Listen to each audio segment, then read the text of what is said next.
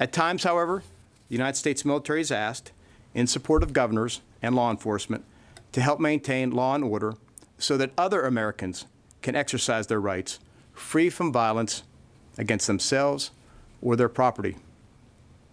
That is what thousands of guardsmen are doing today in cities across America. It is not something we seek to do, but it is our duty, and we do it with the utmost skill and professionalism. I was reminded of that Monday as I visited our National Guardsmen who were on duty Monday night protecting our most hallowed grounds and monuments. I'm very proud of the men and women of the National Guard who are out on the streets today performing this important task, and in many ways, at the risk of their own welfare.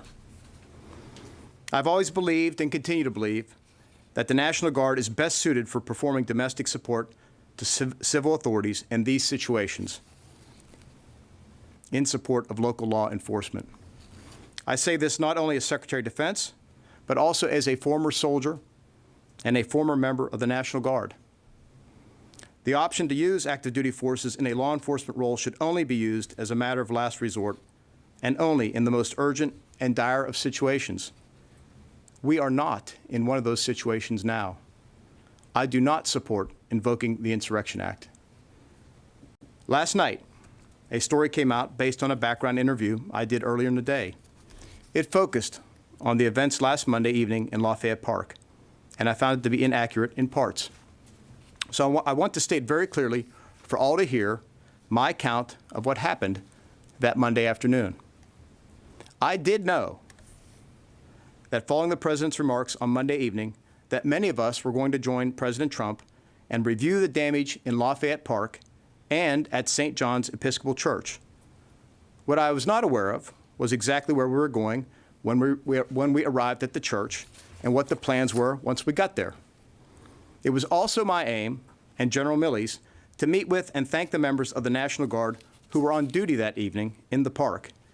It is something the President likes to do as well. The path we took to and from the church didn't afford us that opportunity, but I was able to spend a considerable amount of time with our guardsmen later that evening as I moved around the city to many of the locations at which they were posted.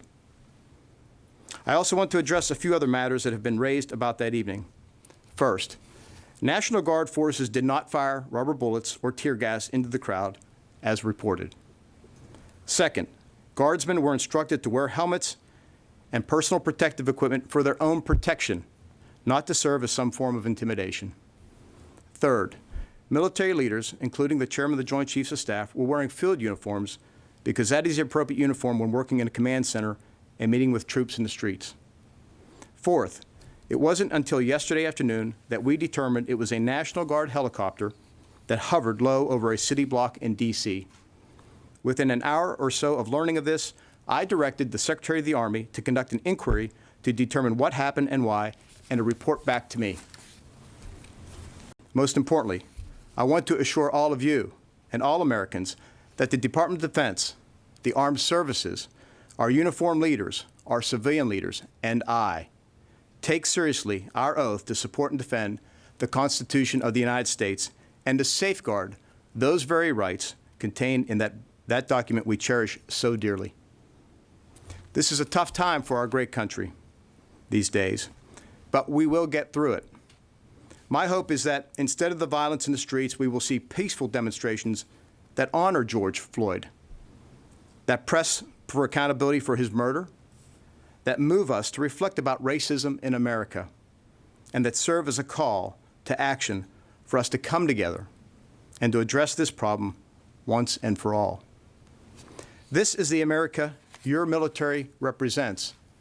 This is the America we aspire to be, and this is the America that we're committed to defending with our lives.